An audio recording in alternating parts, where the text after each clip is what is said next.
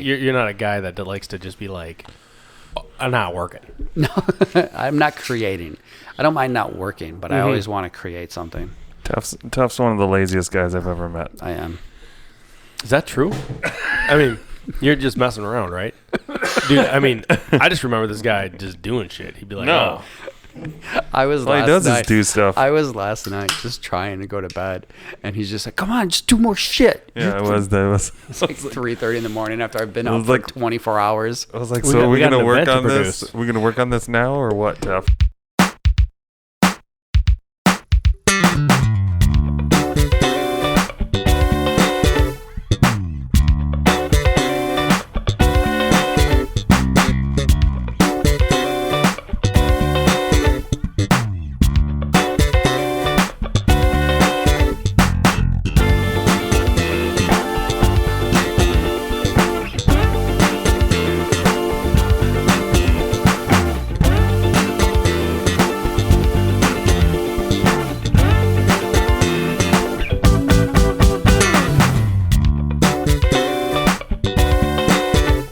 This is Purple Highs. I'm Mark Bondi here with my co-host, DJ Dudley D. and we are chronicling the days of Wild. Yes, we are. How you feeling tonight, Dustin? I'm feeling real good. Where are we in time and space this week? Time and space right now, it's June 5th, Of what year? 2023. So we're in Minneapolis, hanging out at Dustin's house. We are about to do an interview here. Got just great stories with an old friend. Buckle up, baby. Buckle up. But it's celebration week, so we got people in town. Yeah. We're hanging out. We're getting ready for a gig at First Avenue on June 7th. June 7th. 65th birthday would have been the 65th birthday for Prince. The So, Dance Electric 8. and if you're listening to this in the future, you already know that shit was hot. Boom. Boom. I'm making some predictions myself. Boom. Yeah, so, here we are, and we got Tefft at the table. Tefft. Hello. Tefft Smith, Tefft in Smith, from California. the third. Tefft Second. Smith, the Second, sorry, the second. The second. Your son is the third. Son is the third. Yes. So we're going to talk to Tefft tonight, and we're going to just dig into some Prince stories. We're about telling the stories that happened out at Paisley Park. We want to chronicle those stories. Prince was so cool that not only did he have a bunch of musicians that had their stories and all the celebrities that got their stories, but then there's a whole fan community that was participating in all things Paisley Park over the course of decades. And Tefft was here for a season of that and got to see all kinds of cool stuff. It was amazing, hands down. One of the biggest highlights of my life. The biggest highlights of your life. Yes. For real? Yeah, because when I was looking to go to art school back in 95, I was already a ginormous Prince fan. He was one of the biggest influences for me, both creatively, poetically, and also intellectually, because I just what he's saying and his music and his lyrics and everything just kind of resonated with me and helped me kind of mold my emotional side, my creative side, and everything throughout high school. And so when I was looking at art schools and what I wanted to get into, which was animation and design, there was 4 schools in the United States, and one happened to be in Minneapolis. And Nice. I'm like, well, fuck. I'm like, why not go to Minneapolis, where my muse is, where someone who I want to be close to creatively, and maybe it will rub off. And and sure as hell did, because I started and very fortunate on my relationship of what happened after I got So here. what was the school?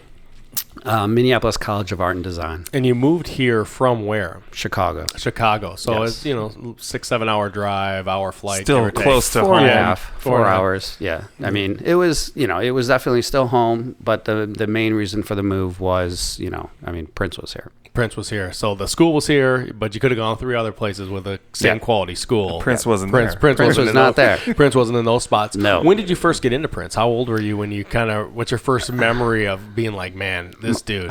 My first memory was 87 or 86 when Love Sexy came out. I mean, my sister, who's 8 years older than me, she would jam to 1999 and Purple Rain, and I remember, she would be screaming throughout the house. She's like, he's on. And we'd all run down and we'd watch this, half naked man dancing, and we were all just started like being already amazed by what he was doing. Who's we all? My mom, my dad. Okay. And so they were into Prince as well. You weren't. I mean, they were into creatively what he was bringing to the music. I mean, my parents both were at that time when Elvis was not being allowed in families, and they loved Elvis, so they liked the idea that he was doing that for our generation. Really? So how, like when you say they loved Elvis, tell me about that. I mean, they basically were high school sweethearts, and so they would sneak records and, and try to listen to it together, and, and they just had a fond love for Elvis. And, I mean, did you ever talk to them at all about kind of Prince and his Elvis references? No. I did not. We're going to have to add that to the docket if I ever get to meet your parents. Yeah. Because Elvis dies in 1977, right? Which is a formative time. Prince is living, at that point in 50th in France. And, he comes down the road, he'll do the Elvis covers, Dead Like Elvis when he plays Face Down. I'm always curious, what was the impact of kind of the whole Elvis, death, life on him. I think, personally, I think that, Elvis pushed music to a whole new genre and to a new way of just what music was at the time. Yeah. I mean, yes, it had been around, but it wasn't mainstream. I mean, there was a lot of jazz, a lot of funk, a lot of soul, and I think that Elvis just brought a sexier, more like, I don't know. I mean, a little more swagger. Yeah. So when you were growing up, was the Elvis like played in your house? More, Elvis and the Beatles. Okay. But we didn't have a lot of music just playing in the house. Gotcha. Again, my sister was 8 years older, so the music that was played was her playing like Adam Ant and Prince and nice. Not a lot of Michael Jackson. Not a lot of Michael Jackson in your house. Okay, so you got 1999. You got Purple Rain. Yeah. You're watching Prince's Ascension, Music Awards, but that was like all kind of through your sister. Yeah, but then something shifted at Love Sexy. Yeah, Love Sexy, the album cover. What was it about the album cover and a naked man? Yeah, it was just something. I'm like, this is crazy. I'm like, what? And I don't know what. And also, I loved the fact that at that time, Alphabet Street. Okay. That song just for some reason I loved the Cadillac. I loved everything about it, and it was great. But ironically, the song that really got me to fall in love with Prince was Free. Okay. What about Free hit you? Something about my grandma. I think my grandma had gone to war. I mean, not my grandma went to war, but my grandfather went to war, and I never knew him. And it was something that when I heard the song, I sat with my grandma, and I'm like, "Oh, listen to this. It reminds me of Grandpa." I don't know why, but it was just a way for me to kind of have that connection with my grandmother in a way that I thought was like, "Oh, I'm cool. Like, look at Yeah. How old were you when you were listening to that with your grandmother? I think I was like 11. Yeah. 9, 10, 11. It's interesting how these songs start to kind of appear, and like you take these moments and they move with you. Yeah. But it's still to this day, it's, when I hear it, I go straight back to that happy place of, sitting with my grandma and listening to the record. Yeah. That's one of a song that I love that song, but like, I don't listen to that song very often. Yeah. Like it just kind of gets lost in the catalog of everything. All things Prince music, right? It's hard to jam in traffic to that song. Yeah, but the song with like kind of the soldiers. My hair is bouncing. I'm just kidding. So you Love Sexy, Naked Guy. You're like, hey, Alphabet Street, this thing bangs. Then I mean, are you in? Are you like, hey, Prince is releasing the new album? Like, what are the next 8 years before you move to Minneapolis? The craziest thing was there was a friend of mine who was a year older than me named Aaron, and I remember I was in 4th grade, so. I don't know how old I would have been in 4th, probably 9 or 10. And so that's when this all happened, because my Aaron, I don't know what we got talking about, but he was also a Prince fan, and that was a way where I'm like, ooh, this kid in a grade over than me, and he was really cool, and he had a lot of friends, and I liked him and his friends, and I wanted to be a part of their circle. And since he knew I liked Prince, we started to talk about Prince music and like different albums. And that really kind of was the introduction where he started showing me some new music and new albums. And then I got accepted in their circle. And then, we're still to this day friends. And Is he still a Prince fan?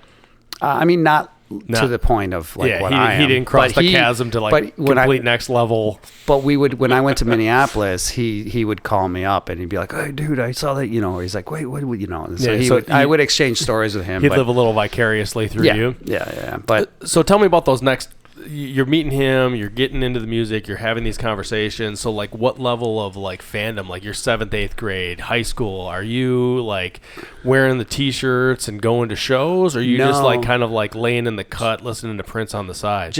I'm just listening to Prince. There were no shows at that point. It was not. How about your sister? She's a little older. Did she get to go to a show? I think she might have gone to Purple Rain, but I'm not quite sure. Okay. But I know that it was just the music. But then it was my sophomore, my junior year in high school. That's when I think Uptown and some of the magazines started coming out. And then I got you. Yep. And then I got a subscription to those. But then I don't know where I read it. It was either because this is pre-internet age, way pre-internet. I mean, this is still like 92, yep. 91. And I found out about the Black Album. And that was the beginning. And then you caught the bug. No, that was the beginning. That was the beginning of like, what is this other world? Because the guy who I found, I was able to get a copy of it, most expensive. You're like, wait, at that time. Wait till I get to tell my friend what I got now. And it was. I called him. I went straight to his house. I'm like, Aaron, look what I got. And we listened to Cindy C. And he was just like, oh, do you think this is about Cindy Crawford? I'm like, yeah. Which is pretty cool, right? Yeah. And so then, I went. I got. My mom took me. Wait, how much was it? $50. Okay, so I mean that's a sizable chunk Back of change in 91. for 92 for a 15-year-old or whatever, however old you were. 15, 16, and I got the gold. I mean, I got the Black Album, and I was just like, this is freaking awesome. But then the guy who sold it to me, he told me, he's just like, yeah, supposedly there's a whole like underground world of Prince, and like he has all this stuff. And I'm like, what? But I never knew. I never had anything. I just heard about it. Like no idea, never knew about it. Even after the Black Album? Or was the Black Album like Pandora's box opened up? And Pandora's box, but he basically, he gave it to me. He sold it to me. He told me about this underground. And he's like, this one's 50, but there's more. Yeah. It's just like a drug dealer. You're gonna need a little more money next time, kid. Yeah, we call this podcast Purple Highs. Yeah. For a reason. Yeah. I mean, it was the beginning of the end. Yeah. So I mean, it just sparked that interest, but he didn't know anything else. And so it just over the next year and a half, I think it was my senior year, so in 93, 94. Okay. You graduate in 94? Yeah. So you graduate the same year Dustin does? Yeah, we're both old. It was in Oak Park. I prefer Wise, but keep going. It was in Oak Park, Chicago, or Oak Park, Illinois. And I remember I went in. Someone had told me, it's just like, you should go check out this record. This record store, that's all I'm going to say. And I went in there, and it was like, I think they had like 10 or 15. And there were choirs of angels that and just sang just like, in the Prince section. It wasn't a bell that rang. It was just like Prince's beautiful voice just going, hi. So was this was after the Black Album had been purchased. So what was your next bootleg purchase? Do you remember? Yellow. Tell me about Yellow. Do you remember? Yeah. Like what? Oh, it had some of the songs on there was like Moonbeam Levels. Ooh. What was the other ones? Here, I got it right here.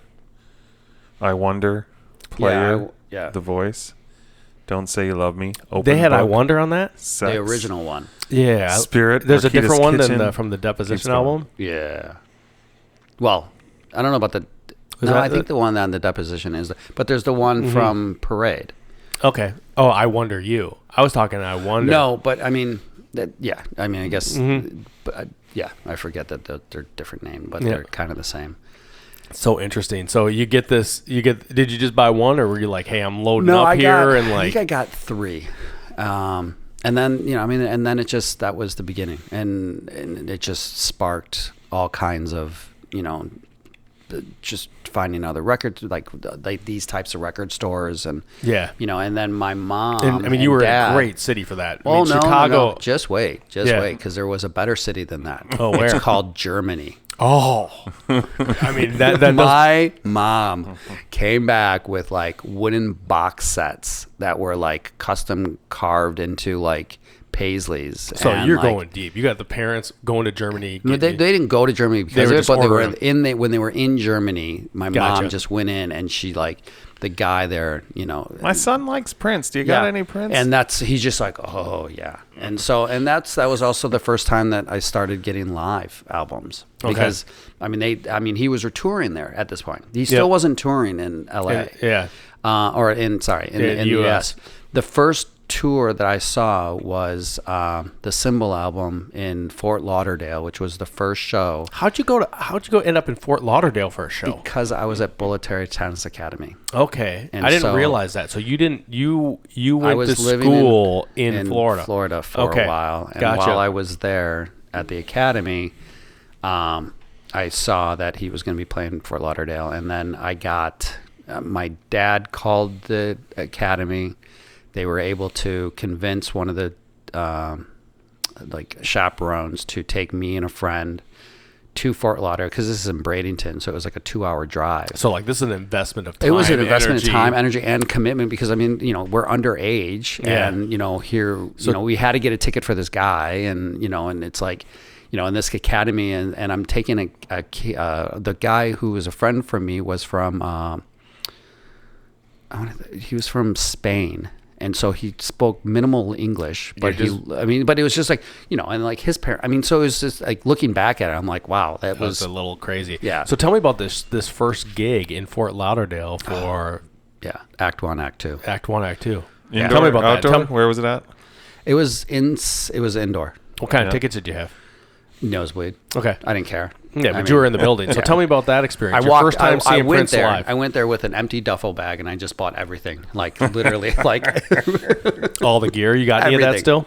Yeah, I still have not clothes, but I have all the booklets and stuff and nice programs. And so tell me about that first time when like Prince walks out on the stage and like. Yeah, it was My Name Is Prince, and it was like it was freaking amazing. And that's what I loved about it, is the first act was and it was the first time I heard live an unreleased song, which was Peach.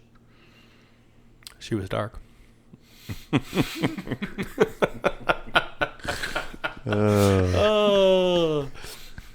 So he comes out with My Name Is Prince, and Tefft's like, yes, it is. Yeah, let's but like, go. Fill this duffel back, boy. Yeah, but at that time, like, damn you. Everything. It just was, I was so happy. I remember getting home and just calling my parents and just being like, just telling them every detail of it.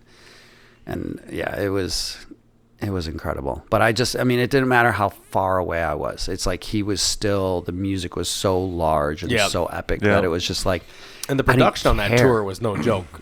It was. He was bringing his A level production. Okay. No? compared to I'm thinking like later tours where it was just so stripped down where there wasn't much at all happening. But I guess it's all in perspective of like, I don't know. I was fortunate. Like I saw 21 Nights at the Forum. Yep. 21 Nights, and it was like that for me. That production was more intriguing, more insane, and more just well produced. Really, but that production was. You had the stage, which was cool, but that I didn't go, so I always thought it was as he got further on in his career. I always felt like kind of.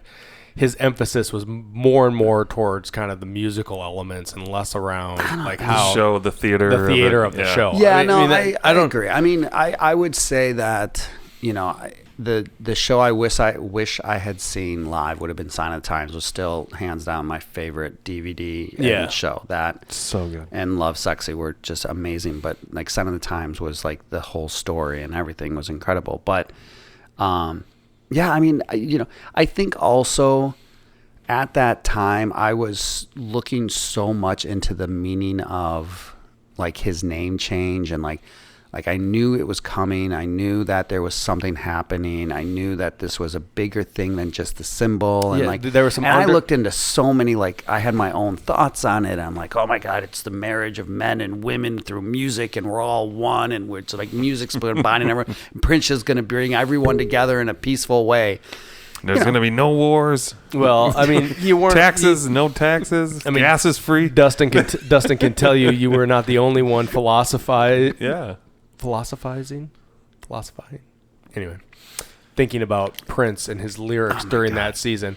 So, I mean, how do you think you kind of got a sense of that undercurrent? Like, I mean, you ended up being right in terms of the name change and in terms of kind of the battles that he would face in the years ahead, right? Because I do think that the Symbol album is a real pivot point in terms of kind of he's really putting his stake in the ground in terms of, hey, I am Prince, I am super dope, that's my name, but you know, I'm gonna do something more, and I'm gonna rebel against this machine that is pushing me down. So there was so much that I mean, I don't know if I was really realizing it at that time, but just looking back at it, it's just like the stuff that he was singing about when he was singing about was so advanced and so ahead of anything else coming out. It was like he would do something, and then 3 years later it would kind of happen. Or it would become popular, or it would become this. And this is even back when, you know, like when Sign of the Times came out. Yep. But there was something about just his demeanor and everything when he was wearing the chains of gold and when he was marrying Maite.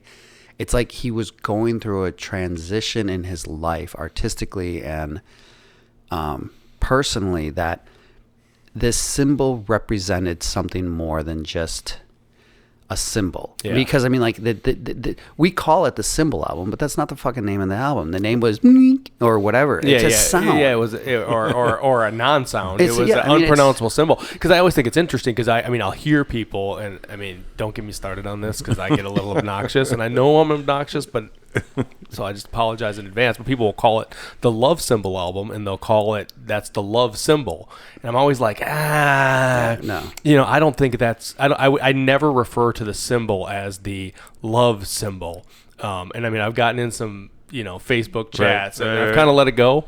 I mean, until this moment, we back. You know, it's hard to keep me off of some of these topics, but I mean, it was. I agree with you. It's kind of like this death rebirth story in terms of like he's coming to something new in his career and in his life, and kind of at that stage of the journey. That album is a real pivot point. Yeah, and I mean also, I mean artistically myself, I was going through this whole, you know, exploration of graphic design and logos and meaning of why and where logos came from, and tell me about that. I mean, that's an interesting kind of backstory in terms of kind of who you are, because I mean you've gone into that field. What were you learning? What do you remember any of that work? I mean, I'm guessing some of it continues to apply in your life today. You know, the androgynous symbol was always something that I'm like, it's very intriguing. It's very elegant. It's very clean, and it's such a powerful.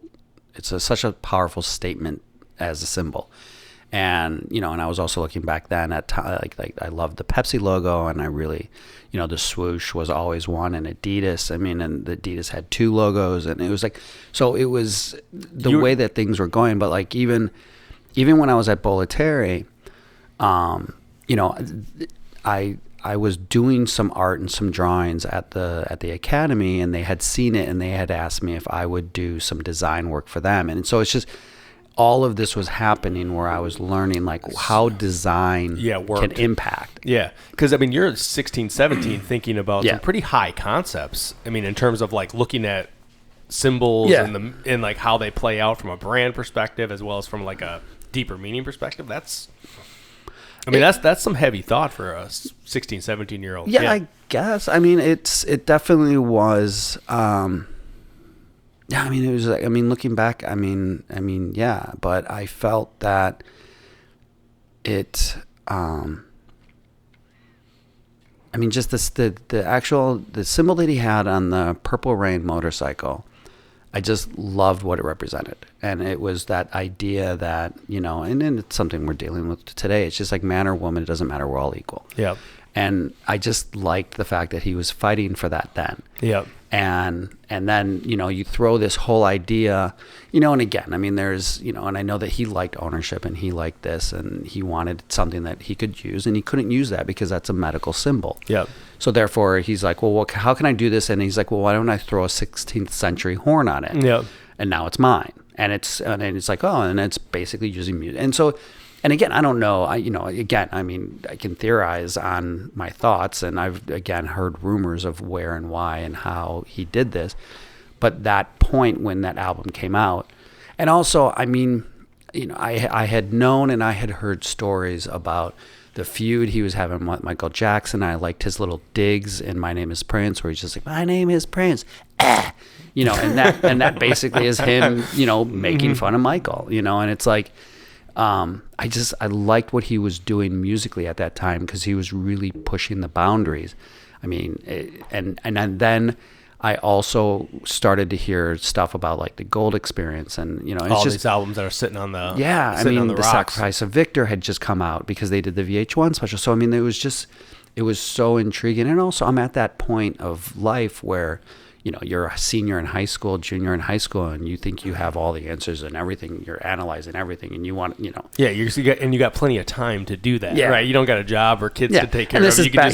There's no internet. There's no internet. There's just books, magazines, and Yeah, the work itself was probably harder, right? But there's no internet, but there's also limited distractions in terms of other stuff to do, right? Like you can't watch TikTok for 2 hours because like. It's interesting to think about Tefft being into all those different brands that are already like successful, right? Like you look at the back of jeans, you see a red thing, you associate it's Levi's, But then you have also this artist that you are just in love with and following all the different things, and then now here he goes and he's changing his name to the symbol, getting all the worst feedback, from majority of the rest of the world being like, you can't, what are we going to call you? This is what because were you. But then now you associate. All you have to do is show somebody that symbol, and it's a brand. You know what I mean? I got the T-shirt on right now. Yeah. Like, I mean, the interesting about it, and I'm asking this as a question for you guys too, because one of the things I did here, and that I remember is that the main reason why he did that was because he knew that the Jackson 5 changed their names to the Jacksons, and they were able to record under a different record label. Okay, so he's pushing. So he was trying to change his name so he could record under a different. And he figured if he recorded his name to an unpronounceable symbol, and he would get the hate that he got, Warner Brothers would just be like, "We want nothing to do with you," and just get rid of him. Yeah. So he was trying to play it out as a way of like. He was anticipating. He wanted to get feedback. out because that's how he was able to do the Beautiful Experience. Is he recorded it under the symbol.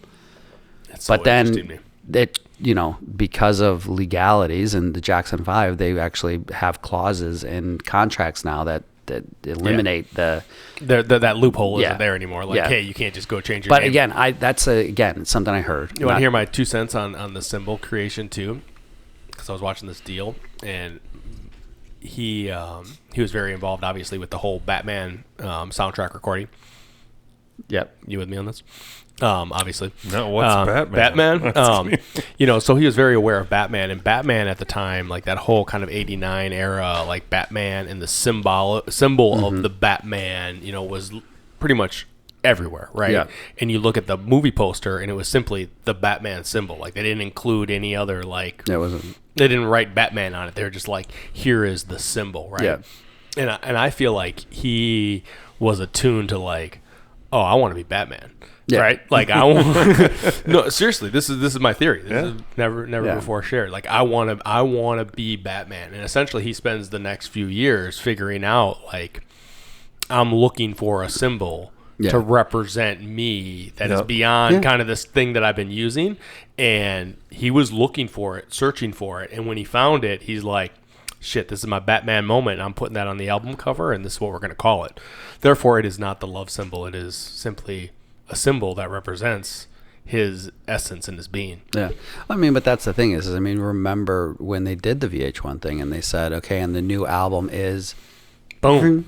and it was that high pitched, like that chime Yep. that came in, and they And I wondered. Do you think he was trying to represent that sound with it, or was he just like, it needs a sound? It needs a sound. I think right? it's a mixture of both. Like I think that he was saying the music is the album. It's not a named album. It's the music, and so therefore a sound represents the music, which is a collection of sounds. Huh.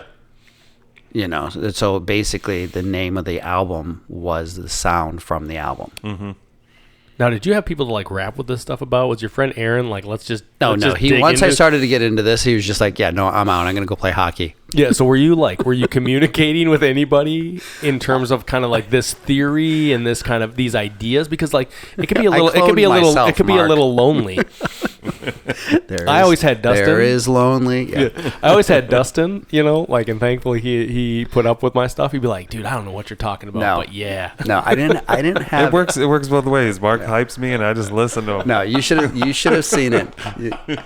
You it's a good relationship there. So I know that. We'll fast forward to me getting into Minneapolis. Yeah. So tell us. So because I want to just. I kind of want to comment. We can go back ahead. and then we'll circle back. But when I got to Minneapolis, was the first time that I actually had someone where I could like have a conversation. And Billy brought him up in this, and it's Vince. Oh yeah. And so when I met Vince, like. I'm like, oh my God. I'm like, you know Prince? I'm like, and it was just like, I was a kindergarten kid throwing up like all this because, and he and Billy were the first two people that I like really found that I could just be a Prince freak. But that was, 4 years after, I had. Okay. So it took you a minute. So you were still I was just by myself, just like reading and just writing and creating art. Do you like this song, Tefft? Yeah, I do. You're allowed to talk to yourself, right? Yeah. I had an imaginary friend. So tell me, so you decide to go to MCAD, come up here because it's one out of 4 that are in Minnesota, there's 4 schools that are good. Only one of them is Minneapolis. Yeah. I'm coming here because Prince is here. Yeah. So tell me about your move to Minneapolis, and how long does it take you from kind of your move here to get out to Paisley Park? Oh, okay. So does that question make sense? He rode by in the U-Haul, bro. Yeah. Because you're living in Minneapolis. How do you when do you first go to Paisley Park? Maybe that's a better way to ask this question. I first went to Paisley Park before MCAD. So my after my senior year, I graduated, and my dad said, he's like, let's do a road trip. I'll take you up to Minneapolis. We'll go to Paisley Park. And it was so cute because, we pulled up at Glam Slam. I'm 18 years old, and, he walks up to the door guy, and he's just like, $100 if you let my kid in. Nice. And they're like, nice. No. He goes, $200 if you let my kid in. And they're like, no. And like, he just tried. He tried so hard. Did it work at all? No, I never did. I never got in, but... Because it was just closed, or because it was 21 plus? It was 21 up. Okay. Yeah. Well, I didn't know that we didn't know if there was an 18 up then or not. But regardless, it was just like it just wasn't going to happen. And so then he took me out. We went to Paisley Park. We drove by Prince's house. Oh. We drove by his dad's house, which was Prince's original purple house. Yep. His dad was outside. He waved to me, and I'm like, hi. I'm like, and he was, but it was like. And again, 17-year-old kid who just, maybe he wasn't waving. Maybe he was just brushing me off or like waving to a neighbor, but I thought it was to me. And I'm like, oh my God. It's good enough for me, man. John Nelson. But yeah, my dad took me to Paisley, but we couldn't get in. Yeah. So it's all kind of on the outside. It was just everything outside. But the only thing you go check out First Avenue and No, I didn't go check out First Ave. That was weird because I never made that connection. Glam Slam was the place, though. Yeah, because at that point, Glam Slam is definitely... Yeah, Prince's spot. Did you go to the MPG music store? That's the thing. So we went to the Mall of America and went to the one that was at the Mall of America. I never went to that one. And then they told us to go to the one in Uptown. And then that was like, the car ride home was just packed with, stuff. Everything. Tell me about walking into the NPG music store. You remember that? Yeah, I went in there 6 times. Like I just would walk out, and then I'd like 5 minutes later, I'd be like, I just want to go back in. Did you watch any videos Yeah, in the upstairs? Yeah. Tell me about that. Yeah. I don't remember it except for sitting. Oh, I do remember it because once I got my apartment in Minneapolis, I made that corner that was up there. I just got purple like velour bean bags. Yeah. And I had pearls and stuff, and I had the purple or the blue dolphin in the window in the corner. I made basically a little Prince screening room with a TV and everything that I could just sit there and just listen to music. That was modeled after that. It was. I like it. So you went back and forth 6 times. You bought the stuff. Yeah, I just kept on wanting to go in. Yeah. What was it about going in? I don't know. Hit you?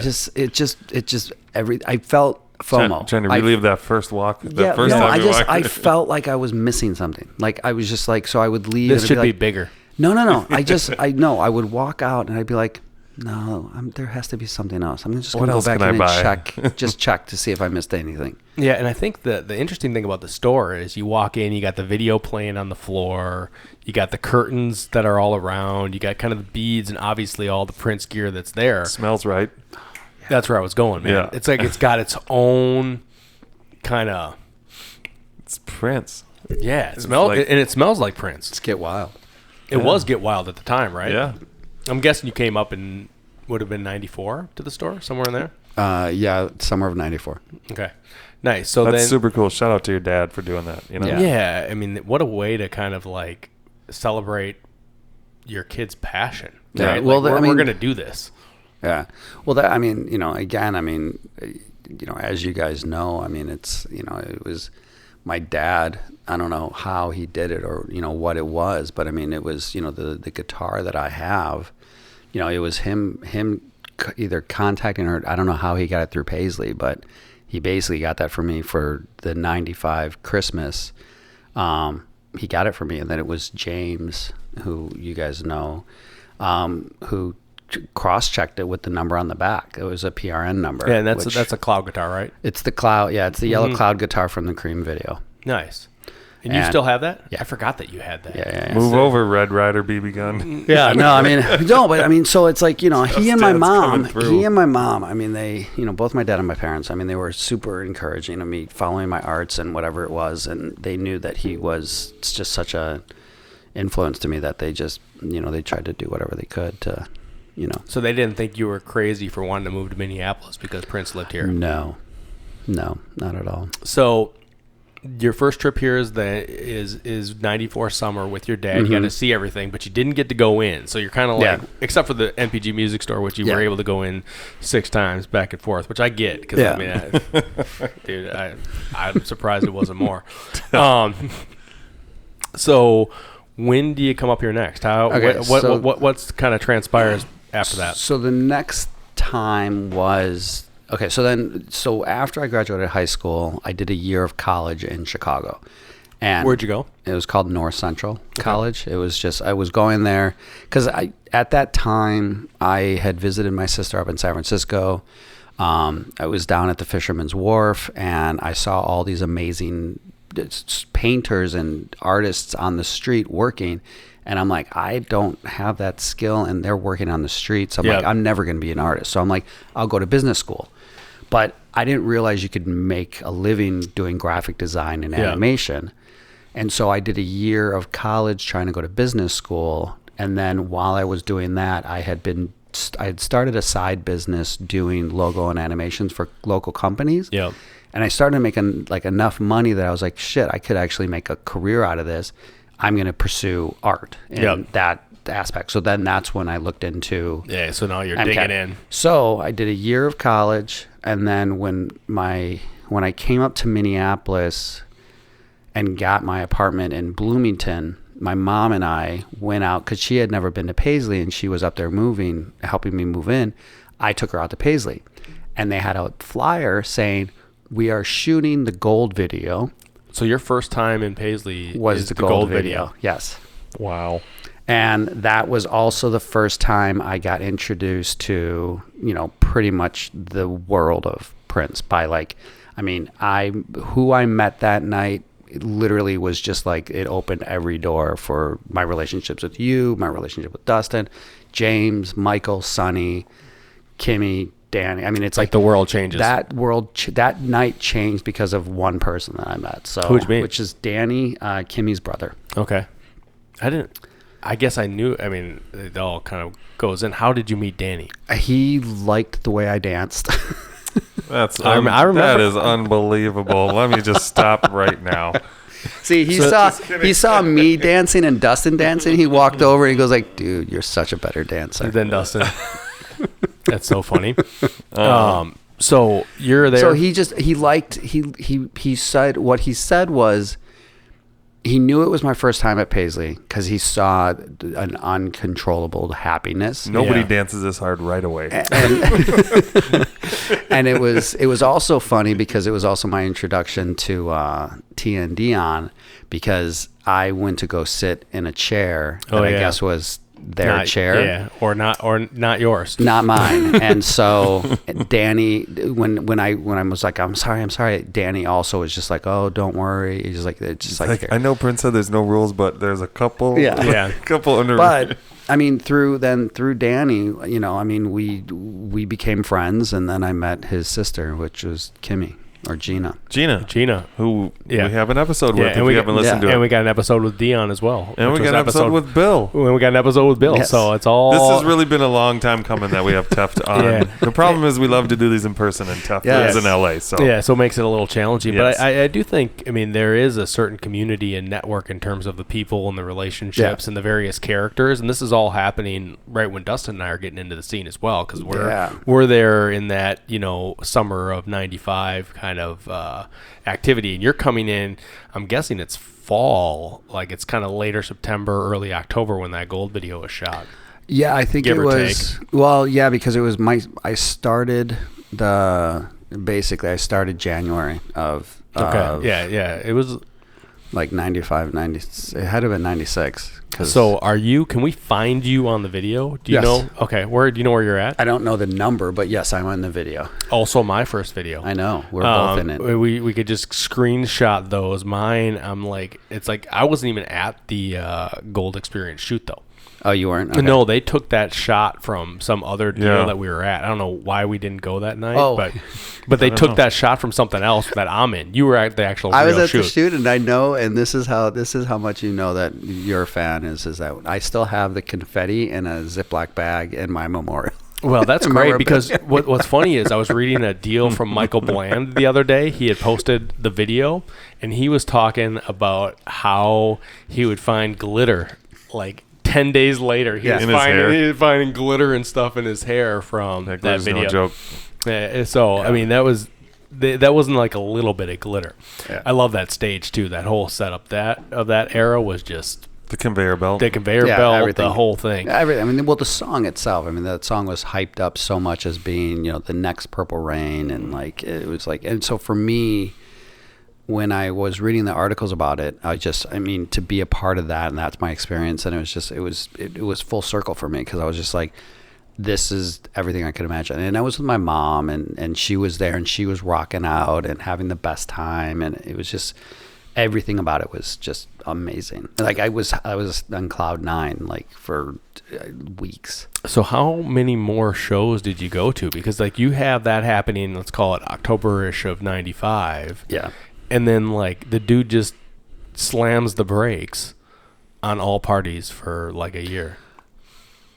See, I guess I never saw it that way, because I guess I never saw it that way, because like I felt that it was like within a month or 2 months that I was hanging out with Kim and Danny and Jody. Yeah, you were probably at the cool kid parties. And it was like every week we were at Paisley. Yeah, there was just like, the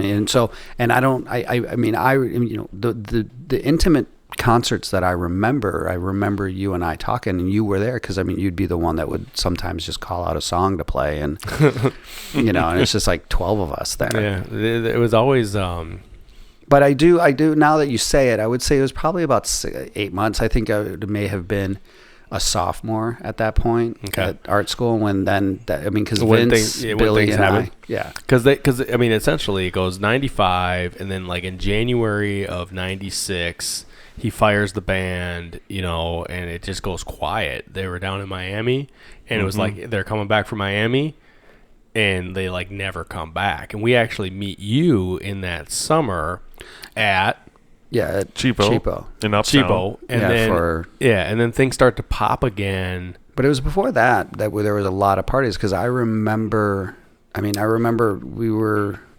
was doing Undertaker, he was doing but those were all earlier. Yeah, but it was after Gold. Nope, before. So I was watching the Undertaker videos with Sonny T in the pillow room. No. The Undertaker video was, but there was shows that they would perform those songs, like Poor Goo and stuff, and they definitely did songs on that. But by January, the band gets fired and everything shuts down, and then essentially they do the wedding. Did you go to the wedding party? Yeah, I went to the wedding Kim party. And I. Kim and I. Well, yeah, this is great. The wedding party. Hold on, you'll love this. So Kim and I and my mom was in town. Kim and my mom and I went to the church. Dude, I was there too. And then afterwards, Park Methodist. Yeah. Call it 40th and Park Avenue, give or take. Yeah, I think it was. I know it was over by MCAD. I think. Yeah, Park Methodist Church. Yep. But Franklin came over to Kim and basically... Franklin, Prince's guitar tech at the time? I think he was more of an assistant. Okay. And then also White Aaron was there. Yeah, White Aaron, yep. And at this point, Not to be confused with Black Aaron, in case anybody's wondering. He's called White Aaron. He was. No, I'm just saying. I mean... You didn't just call him White Aaron. There was two Aarons. there was Aaron, and then there was White Aaron. I'm sorry. No, I know. People know. Yeah, dude. He's in a bunch of videos. But he... White Aaron, that is. He had come over and told Kim, he's just like, you know, there's going to be a thing at Paisley. You guys should come. And so we drove out there, and yeah, sure enough, I mean, we were there for the whole first listening of Kama Sutra and Friend, Lover, Sister, Mother, Wife. Yep. And then it was awesome because my mom do you have was some of those? Do you have those napkins? I still have the chocolate dolphins. Oh, I remember those. Yeah, I have the napkin. Freezer. No, they're not for. I think they're no longer white, but you know, I mean, chocolate does go bad after 20 years. Yeah. But my mom, it was so cute because my mom was there and Prince's dad was there, and the two of them just started talking for like the entire night. And so like she didn't know that it was Maite's dad until Maite came over and said, "Dad, you know, we're gonna go."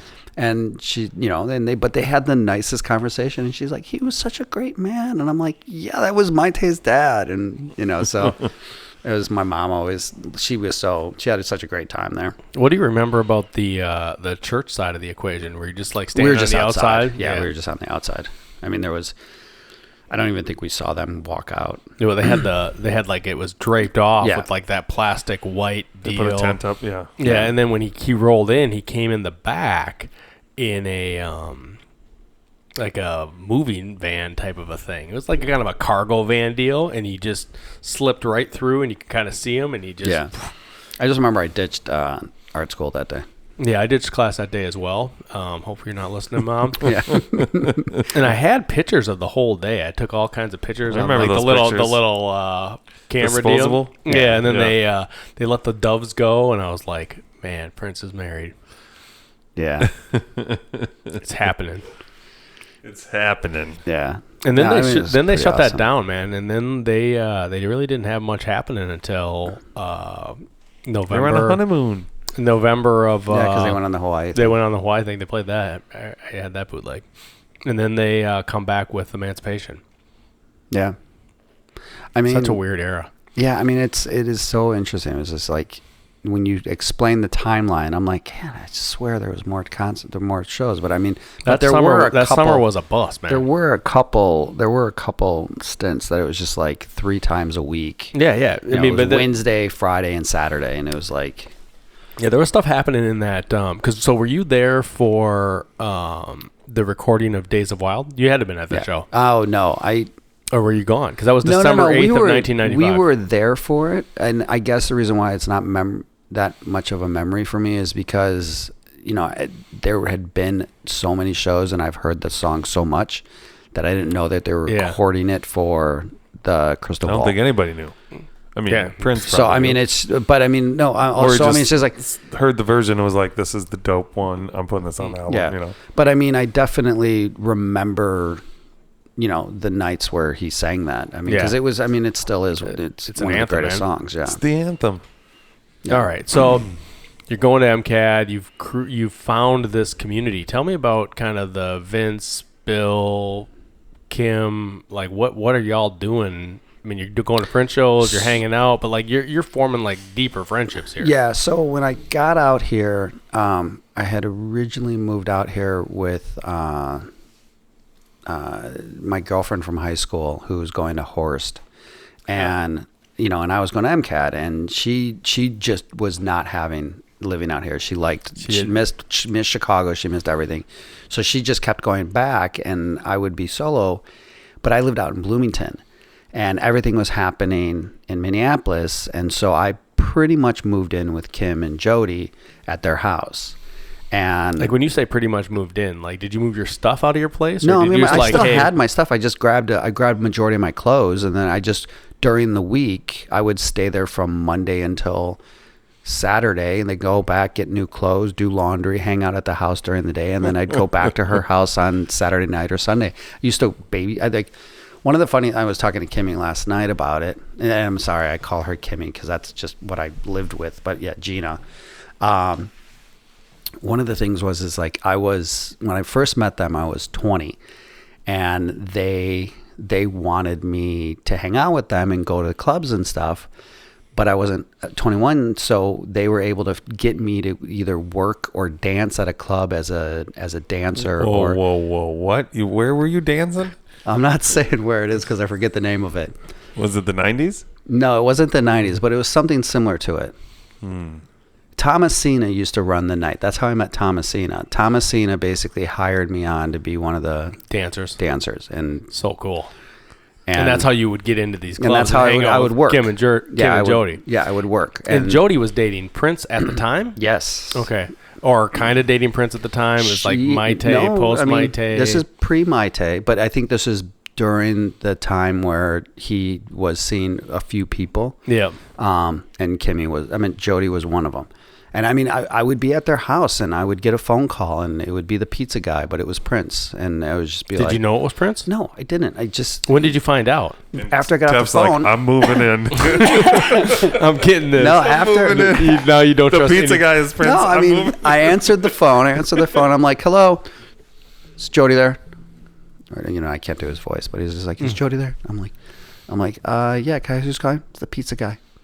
You ordered a pizza. And you didn't correct the order. I'm like, yeah, hold on. Joe, it's a pizza guy. She gets on the phone. She's like, hi, I'll be right back. And she walks away. And I'm like, dude. And Kim would walk over to me and she'd be like, that was Prince. I'm like, what? Not the pizza guy. Yeah. And so you're getting plugged in like deep into like the scene. Now, does Prince know who you are? Obviously, you're picking up the phone at his girlfriend's house. So at that time, one of his girlfriend's house. At that time, because of how often I was going to Paisley and how the fact is that I was driving them everywhere. So like when Prince wanted her to go somewhere, I was the one taking her. Okay, were you rocking the your purple Explorer? No, not at that time. Okay, no, but White Aaron came up to me one day and he said, so, and this is before I really knew who he was and he knew who I didn't know that any of this was going on, but he walked up to me one day and he's like, so, how's art school?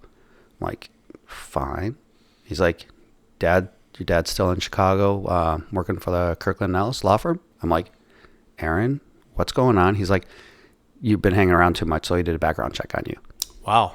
And I was like, well, okay, makes sense. I mean, and Kim and Jody told me the same thing. I mean, they were like, he wants to be sure that, people that he is surrounded with are not protected. But he's like, who's hanging out with my girl? Yeah, he's just checking out and making sure you're all right. But yeah, I mean, so that was one of those things where it was an interesting realization where, it's like, okay, makes sense. But I mean, I had started to be close enough, and Kim was close to Morris and Sonny, and then I met James, and James was working. Yeah, what was James's role? So I was at First Ave for a show, and I was with Kim and James, and I had not met James yet, but I was talking to someone about my music collection, and he had heard me mention a song, and he asked me if I had, I think it was Madhouse 8.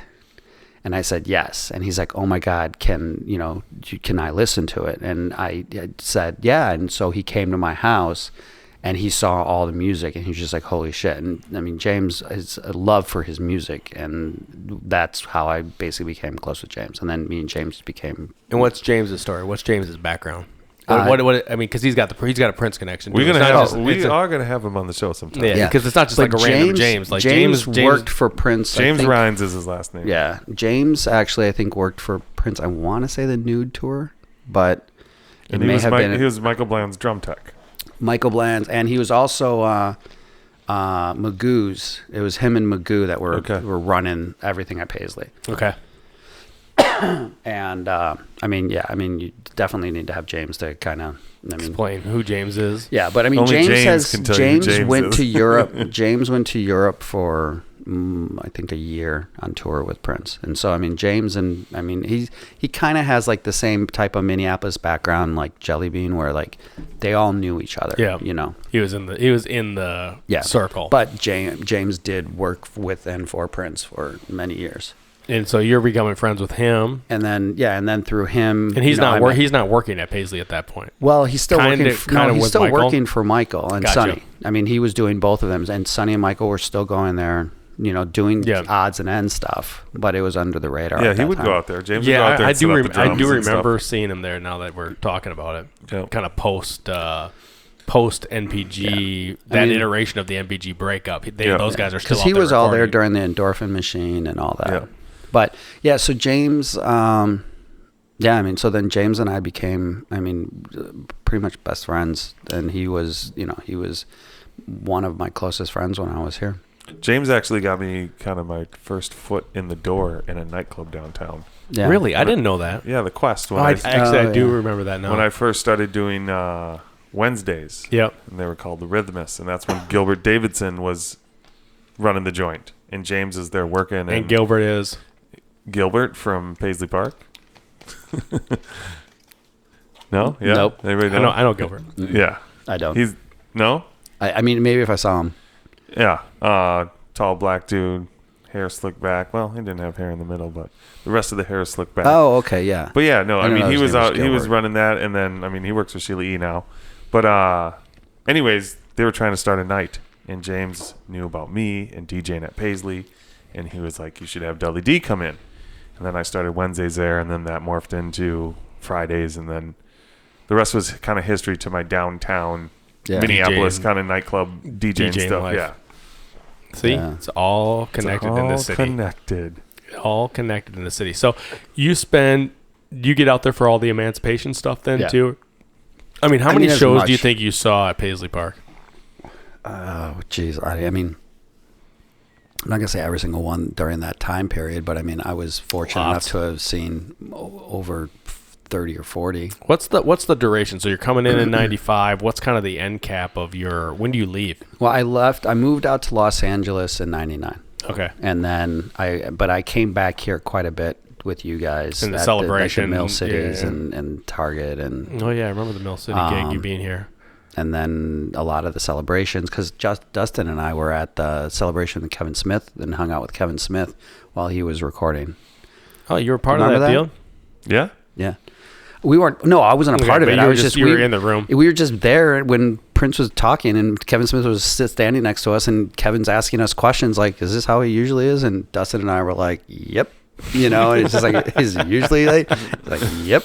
I think James was with us for that too. But so tell me about we'll get to it, but one of the cool trips was Dustin, James, and I went to 1999 Studio 54 Vegas. Oh, we did. Dude, that was like the day. Like Tefft was like, "You want to go to Vegas tomorrow?" And I was like, I'm still Prince is playing. I'm still mad about not going to that gig because that was 98. It was 98 to 99. Yeah. At Studio 54. Yeah. I remember not going. And to that. MGM Grand. We got hooked up with VIP and everything because of James. It was James and you, I think. Yeah, it was me, you, and James. And we went to the Luxor. We stayed at the Luxor, and that's the one that's shaped like a pyramid. Yeah. Tefft had this badass room and this suite. He was like, "You just crashed my." I was like, "I don't know, dude. I don't even know if did you buy me a ticket to the plane ticket? I don't remember buying a plane ticket. I couldn't go because I didn't have money. So I think you had cash, and I'm sure you crashed at.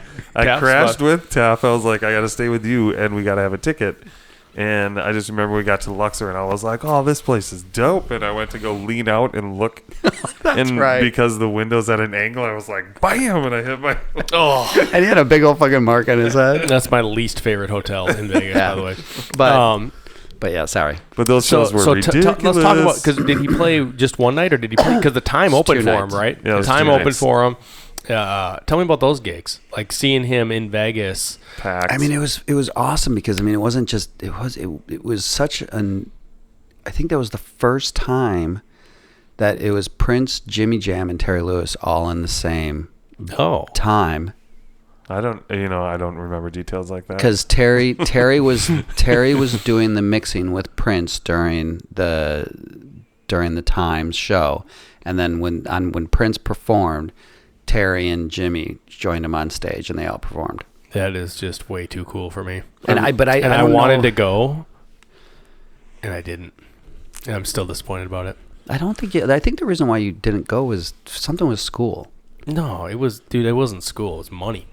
It was money and not having just a spare whatever. I wasn't working because I was in school, so I didn't have I think I was like, I'll tell you just my level of some things. I'll tell you the story because I think I had like $100. I was like, I'm gonna go out to Mystic Lake. Yeah, I'm gonna parlay this at the blackjack table, and I'm going to Vegas. And then I'm going to Vegas. And I was just like, oh, you lost at Mystic. Yeah, dude. Because where were we? You DJ'd that the New Year's Eve. Because were you working for Prince when you did that gig? You were not working for him on the road at that point. No, you were just doing Paisley stuff. Yeah. But Brother Jules was still around. Yeah. Oh yeah. Yeah. Oh, it was cool. It was exciting too because it was going into 1999. It was like, oh, this song. Here's the year of this song. Let's go. Happen, so like there was excitement around just that in itself, and Prince in Vegas and the time, and it was a packed house too. It was dope. Studio 54 was a cool club too. Yeah. So tell me, kind of, between 99 and 95, like that whole kind of Paisley Park season. Yeah. Do you have a favorite gig, a favorite kind of experience in terms of like kind of Prince and him performing at Paisley? I think, it's some of the iconic ones that you guys have touched on before, but like the one that we had where it really was like 15 of us, and it was like he was just asking us, he's like, "What do you want to play?" And you like yelled out, I forgot what you asked him to play. Days of Wild. That's what I mean, come on. But I don't, one shot, bro. Makes my life real easy.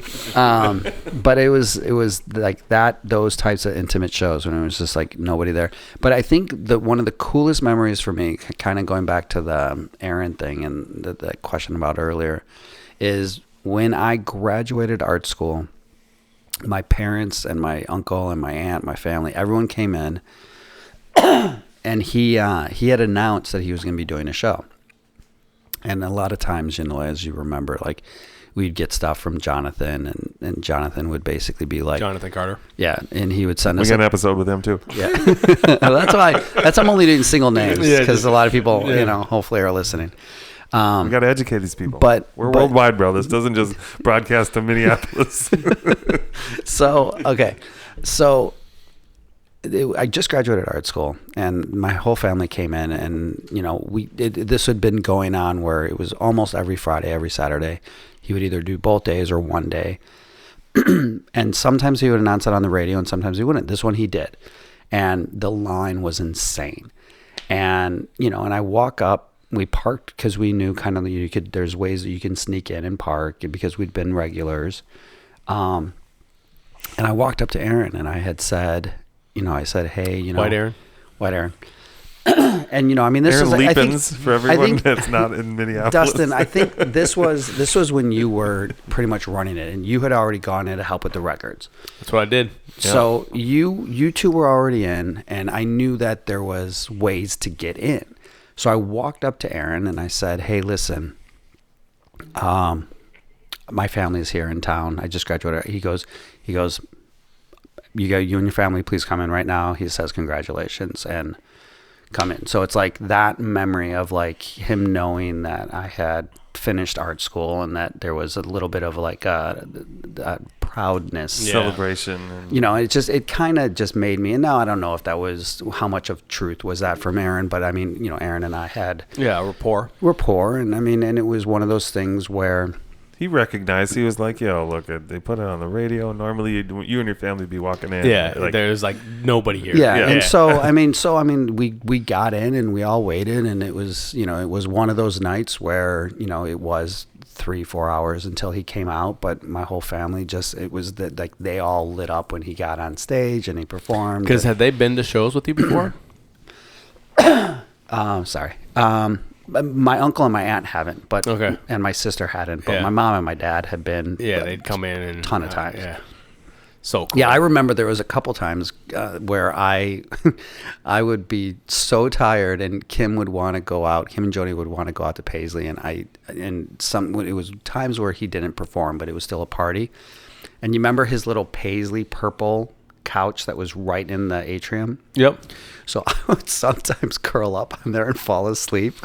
Oh, I know that temptation. Because I was so tired. But I just remember there'd be sometimes I'm just like, all right, Kim, go dance. I'm going to go take a sleep. I mean, those parties didn't start till 1 o'clock in the morning, right? Yeah. So like if you were working stuff, it was an exhausting affair. We spent a lot of hours. But yeah, I mean, but that kind of gives an idea. I mean, I'm very fortunate with my experience with that whole time, because I mean, obviously this is someone who inspired and influenced me, and I'm so comfortable I can take a nap on a couch at Paisley Park. I'm like, come on. Here we go.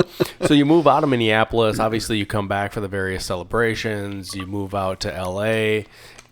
What do you went to school for art, design, animation. Mm-hmm. Tell people kind of like how your art, what do you do from an art perspective? How did that kind of...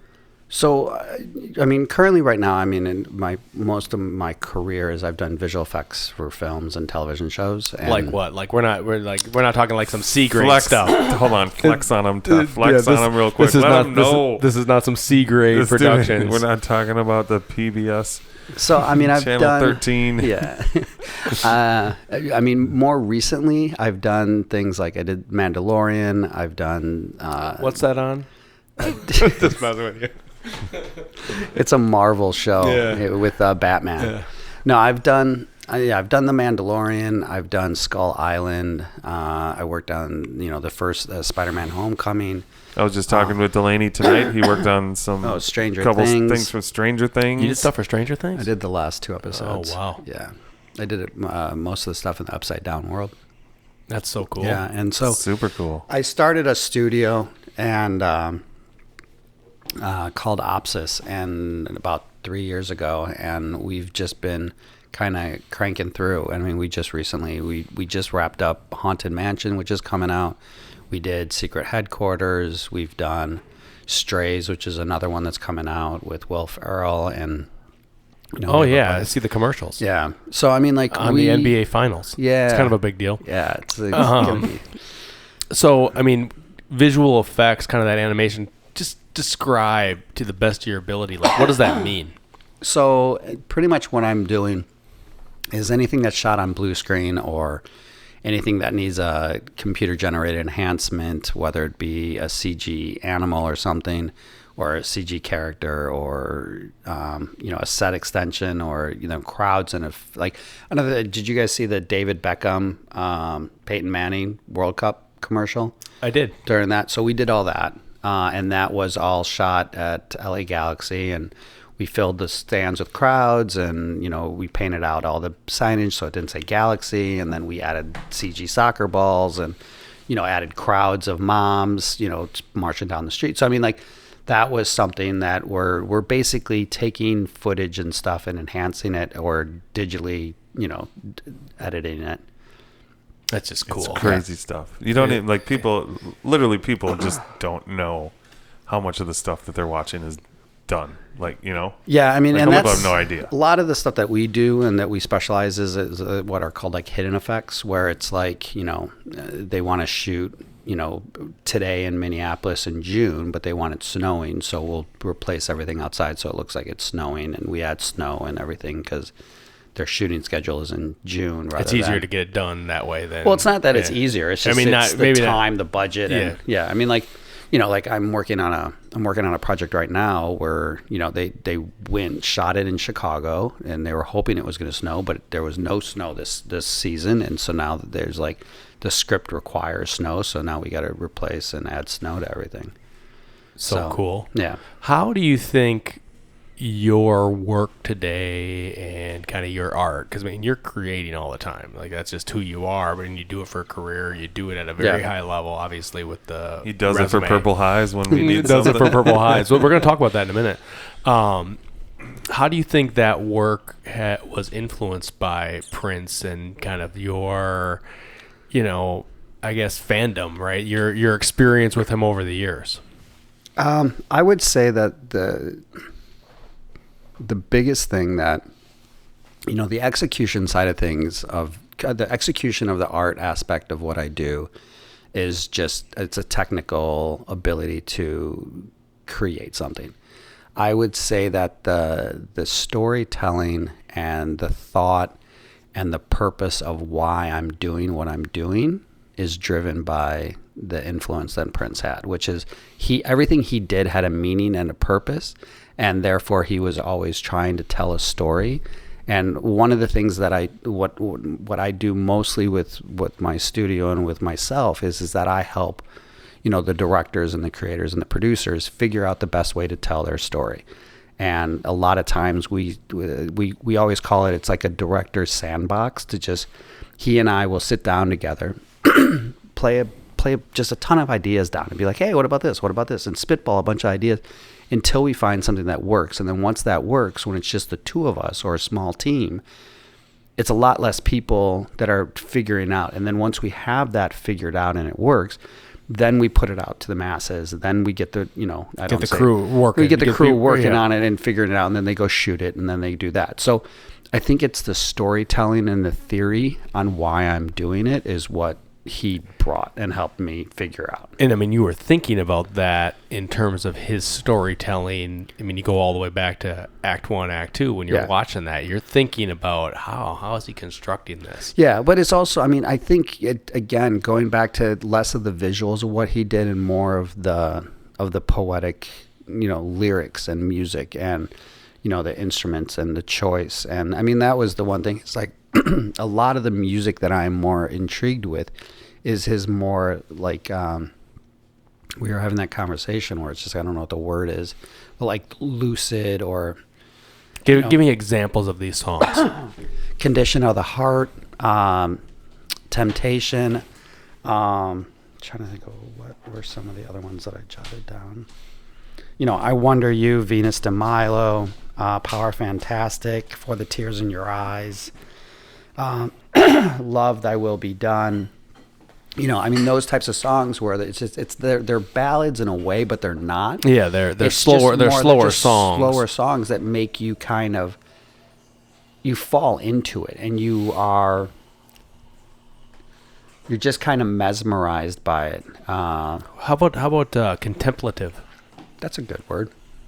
Contemplative songs. Yeah. What is it about the contemplative songs that resonate with you? It forces me to resonate in the moment.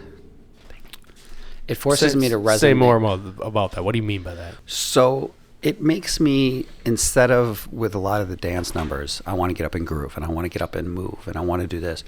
And you're a mover just by nature. Like, you like to move. Yeah, and that was another aspect. I mean, before I... Tefft can kind of dance. Yes. No, I mean, when I came out here, remember, I studied ballet. I didn't know that either. Yeah, at Zion. Okay.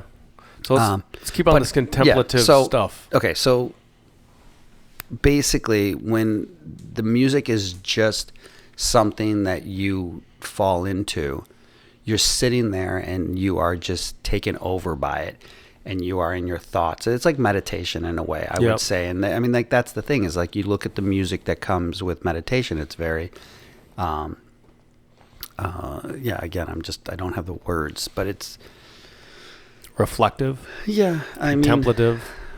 Inner centric. It allows you to go inward. Lucid. I mean, that's, I think, but it's allowing you to go in to you versus out to the world. Like the dance numbers would compare and contrast. The dance numbers get you moving and have you making these big movements, and these songs, on the contrary, allow you force to go me into my brain. Yeah. And I liked the idea that I was really sitting there and just listening to the lyrics, the music, and the instruments.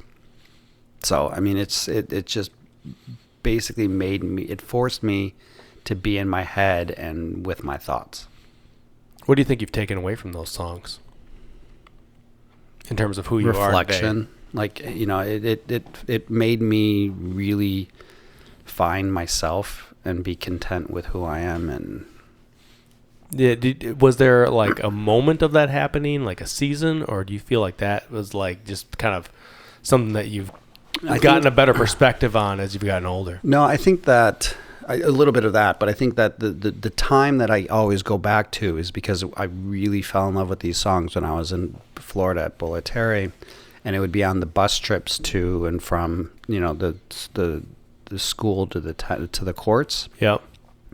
I would listen to my Walkman and tennis courts. Yeah, tennis courts. I would listen to my Walkman, and I just had a playlist that was just slow songs like that, and it was Condition of the Heart and Tempest Temptation, and the whole Parade album, in my opinion, and then fast forward to the next album that I just really, really loved was Come. Yep.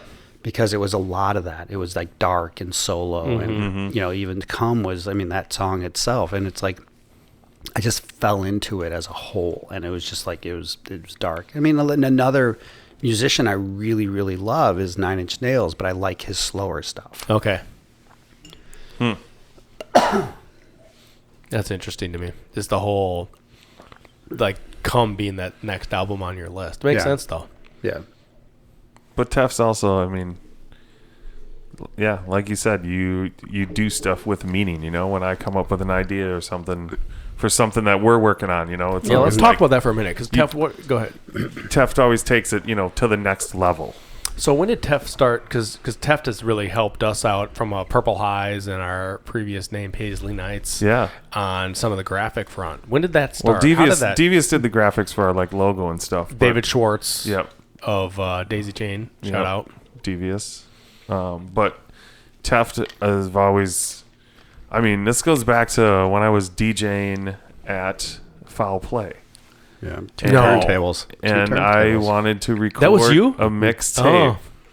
I wanted to record, like, people, you know, I would be DJing, and they'd be like, do you have a mixtape or a CD or something like that? And I was like, you know what? I'm going to record, like, an hour-long set one night here live in the club, you know, and then I'm going to make it into a CD and sell it. Yeah, and Foul Play was a bar at the University of Minnesota that you had a standing gig at.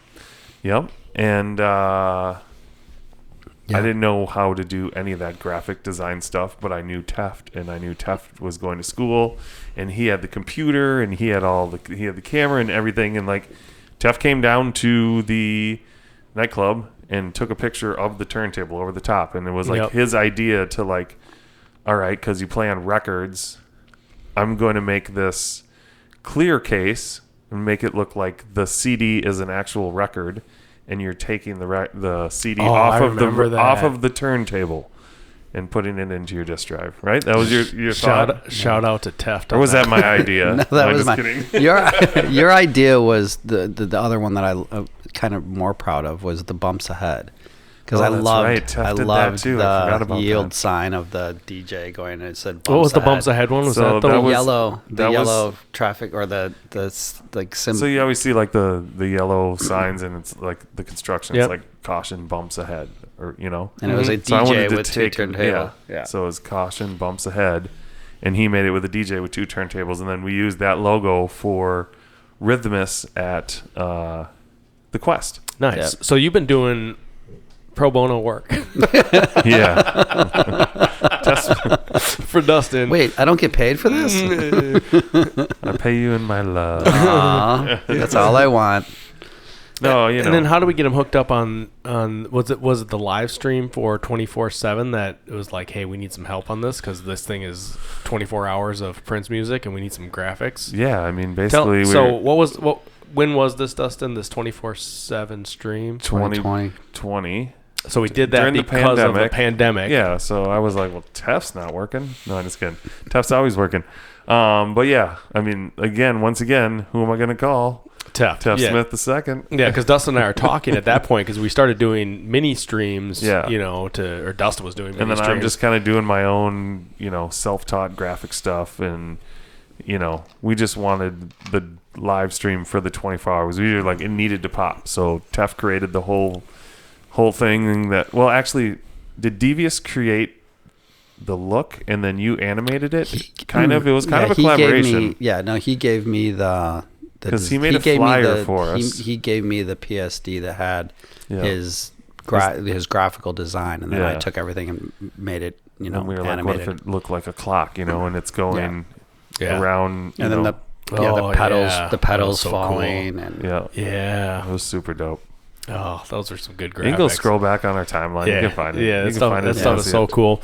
Do you like doing this Prince graphic stuff? Do you like helping us? I'm just curious. Like, I mean, you're getting into it, right? Because you guys are working now. Like, I came over and y'all are working for this First Avenue gig. Yeah, I mean, Tefft helped me with the New Year countdown at Paisley Park this last year. Like, yeah, I mean, I love that's the thing is I just love to problem solve and create shit and with cool people. I mean, it's funny whenever I talk about what my studio does, and they're like, I'm sitting with directors and they're like, so like, what do you, I'm like, I just want to create cool shit with cool people, and you're a cool person. So can Let's I do create it. Yeah. Let's do this. It's like, we'll figure out the budget. Well, we got no money. That's, man, I'm still doing it. no, but I think too, it's kind of full circle. It's like what you can give back to Prince and this legacy, I mean, later on in life. Yeah, let's talk about that. Go ahead. There is definitely this, sense of like, it's just cool. I'm doing something for people who like Prince, and I love Prince, and and sometimes like, work becomes work, right? And it's like, all right, I'm still using my talents and skills, but I'm doing something like I'm just doing this because I want to do this. It feels different sometimes. Yeah, it does. For me, it does sometimes. No, I mean, it's definitely, there's always a point in every job or every project that I do where I'm like, I put in 5 or 6 extra hours because it's like, I'm not done with it. And then there's those times where I'm like, I gotta get this done tonight and I don't want to. Yeah, it's work at that point.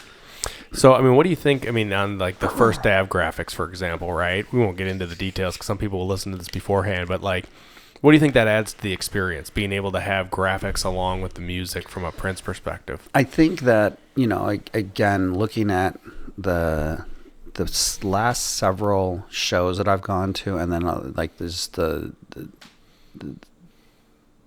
what's the word? It's the whole EDM movement, and like DJs that are doing EDM parties and stuff like that, and they just have these abstract videos that have nothing but some type of motion or something that is, and even TikTok, you look at some of these videos and they're just short clips that are on, or you go to Spotify, and like these music artists are doing these like 5-second loops of like, but it just plays, and it's something to watch while you're listening to music. That's just an additional immersive experience, and I love that idea of just having that extra little bit. It's just fun, and you know what I mean. Like I've done, you know, already for this show, I've done 20 different iterations of stuff, and it's like maybe you guys will use 3 of them, you know, and it's just no, like, I promise I'll use 4. No, I think, But- I think it's interesting, you know, kind of behind the curtain work of Purple Right. Eyes, right? Like, I mean, we're bringing in folks to try to enhance this to the degrees we can, right? To be able to pull Right. people in at different levels to, I mean, Prince was all about the experience, right? Yeah. And it's hard to have the experience sans Prince, right? Like, Right. people know that dude ain't showing up tonight, right? So how do we, you know, optimize and really bring folks to the table? Well, we talk about the set list, we talk about the graphics, and we talk about the other little pieces of the puzzle we can bring together to really, you know, give people the full breadth and depth of what his art did, right? Yeah. It's like an enhancement. It's super cool. I appreciate you. Yeah, I appreciate I mean, you too. I mean- I don't think it would be the same without the work Yeah. that you did. But I mean, even, you know, and again, I mean, it's one of those things where it's just like, I would take no offense or anything. It's just like if all the stuff I did was like not used, or it's like, you know, we did, you know, you and I looked back at the stuff we did for the live event, and there was like, oh my God, I mean, there's like good 30 or 40 things in there, and it's like, God, shit, I forgot we did this. And you're like, I don't even remember seeing it. I'm like, I don't know if I sent it. And it's like, and it's like, I'm like, there's so much. And it's just like, and we may not use it. And it's like, but it was fun for me to just explore it. And I'm like, I'm just having fun, just being like, ooh, this is fun. Let's try this. And Well, also too, what was so cool about the 24-hour live stream is like, I was like in the middle, you know, hour 3 or something, and Teff's like texting me. He's like, when are you doing so-and-so this, you know, hour block of whatever? And I'm like, that's not up, you know, it's not happening for like 5 hours. And he'd be like, okay, I'll get you something for that. Hold on. And then he would literally be working on it. And then he would text me and send it, you know, and then I would roll over and load it up into the computer so Keith could roll it on when we went to that moment in time, and then it would play. Yeah, and but then on the reverse one, I loved it when it's just like there's like 3 hours left, and you're like, oh shit, I need an ending. Tefft, quick, can you just give me an ending? I need it to be like this. I'm like, oh shit, you know. I don't remember what that was. Busting my ass. I don't know, that whole thing is you a wanted blur. you wanted to bookend it, so we had the opening where it came up, but you wanted it to end out with, you know, I think at that point it was. And then Paisley later that Nights. night, I was like, I'm going to go live tomorrow after 27 hours. Oh, I was that's like, right, with I'm the going to go microwave. live tomorrow, and we're going to call it The Leftovers. Yeah, And it's going to be all the stuff I didn't play. and- Tefft, I was like, can you just get me a microwave with just a to-go box in it, just spinning with the symbol on it? And I mean, you give me a crazier request that you've gotten than that, dude. Teff's like, Totally yep, I'm forgot- on it. I totally forgot about the microwave. I'll tell you what, I thought that was a really great I did stream, by too. the way. Yeah, Like, that- it was all these, like, just, Yeah, out of you know, all the great ones that we songs. did, out of everything I did, the microwave Yeah, was the seriously. best. It's The Leftovers. It was a great idea. All right, so we've gone down that rabbit hole. We've talked a little bit about you, your career, how that has helped us. Tell us about kind of your post-Minneapolis time with Prince. You talked a little bit about 21 Nights in Los Angeles. Maybe start there. Oh, geez, that was okay. So the first big, the big one was the Kodak Center when he did the Kodak shows where it was, I forget what tour it was. No, it was the one that you were DJing. One Night Alone. Really? With Rainbow Children. Yeah. Where is this? In LA? It was at Kodak. Yeah. Yeah. So that was probably the most exhausting week of my life with Prince, because he basically this is when he started to do like the pre-tickets for fans. Yep. And so he had a pre-show, and then he had rehearsal, and it started at 3. And so you went 3 until 5 was like this pre-show where it was like pre-fans could come in, and it was like a very small group, and it was like, you know, just kind of getting in, and he would be testing stuff, and like sometimes we'd come out, sometimes play a few songs. But then he had a rehearsal. and the band came out and they rehearsed several songs. Then it got shut down at like 7, and then the audience came in, and the show started, I think, at like 8 or 8:30, and it went on until 11. Then there After was party? the House of Blues party, which went from like 1 until 4 in the morning. This is how things used to go down, man. And then it was just like, okay, good night. We'll see you tomorrow again at 3 in the afternoon. And we did it for like, I think it was for 4 days. Wow. And That's a lot of good oh my God, shows. it was amazing. But and every night was different. It was a different set always. And, you know, I mean, the House of Blues was just crazy because, I mean, sometimes he didn't even, I forget who was all performing, but I mean, sometimes, he wouldn't sing and it would just be, you know, guest stars and stuff. But I mean, it was an exhausting thing. But did you have a Prince crew out in LA then that you were rolling with, or were you? I had a couple of people in California. One, there was a guy, I want to say his name was Bobby Thomas was his last name, but Bobby, he's a butcher up in San Francisco, and I'm sure that might refresh your memory on who I'm talking about. Nope. Bobby was someone who I met in Took Vegas. care of the body the one time. He's the butcher. But Bobby was one of the coolest guys I ever knew because, I mean, like, he was like, you saw him, he was an amazing dancer. Fashion was like top notch. And he bust out the coolest outfits, and everybody loved him. I mean, like, he just would walk in the line, and people were just like, Bobby, and he's just like, hey, guys. And he's Part of the Prince scene. But then it's like, you ask him, it's like, so what do you do? And he's just like, I'm a butcher. And I'm like, what the fuck? How's this even possible? Yeah, I know. It's just like, you were like, so I just seen him like in a white apron chopping meat. But no, I mean, he was one of my closest LA or like West Coast connections. And then Jeremiah, From Dr. Funkenberry. Funkenberry. Yep. I didn't realize you were hanging out with him at that time. I mean, we were friendly. I mean, we wouldn't hanging out, but we would like see you were each you other were at you were in the shows. shows and like yeah. In game recognized game. He's Yeah. like, oh, you were in Minneapolis Exactly. before? I got you. Yeah. And then Oh, you got a Christina. guitar? No. yeah, Christina. Yeah, because she lived out there because she had moved out there. here. Yep. Yeah. But I mean, yeah, I mean, the West Coast circle was, you know, I mean, so we would do the Vegas shows, we would do, you know, San Francisco, and then we did LA. And I mean, the big nights at LA were the Kodak Center, the Roosevelt Hotel. Oh, That was I remember those. That was I remember one of those shows. Not going to them, but hearing about them.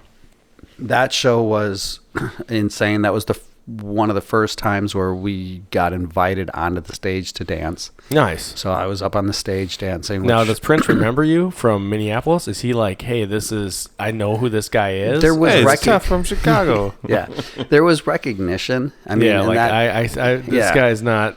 more so Yeah. in Vegas at the Studio 54. Okay.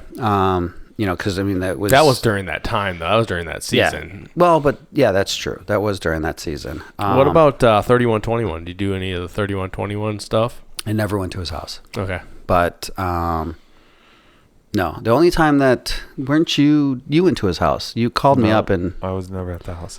And I also wasn't at those Kodak Theater because I didn't do that little that leg of the tour. Yeah, I joined when it went overseas. okay. I missed those. Okay. But we were out in LA that one time for the what did I do? Well, I did the Jay Leno. Mm-hmm. And there was an after party. Did you get? That it was just we were just the hanging Jay out. Leno, and then the after party you called me up for, and I couldn't come. Yeah, because Tefft was And born. then there was also when they had the One Night Alone screening. Mm-hmm. Were you at the show after that? It was like, where was that? Universal Studios? Yeah, I It was was there. like the screening at the theater, and then afterwards I DJ'd. Yep. And then he performed there. Was that the Aladdin DVD? Yeah. Yeah. I went to that. I went to the Rainbow Children listening party at the Standard.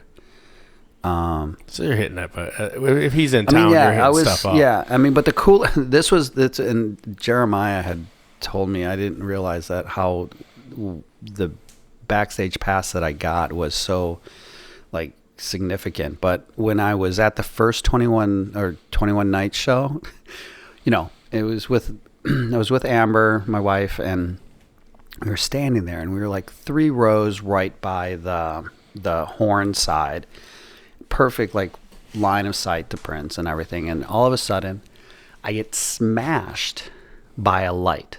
Oh, shucks. A light fell from the top of the forum. Oh, I should have called your lawyers. Well, Call his dad. They basically came up to me and they're like, "Oh my God, we are so sorry. Here is a backstage pass," and gave me 2 of them. Nice.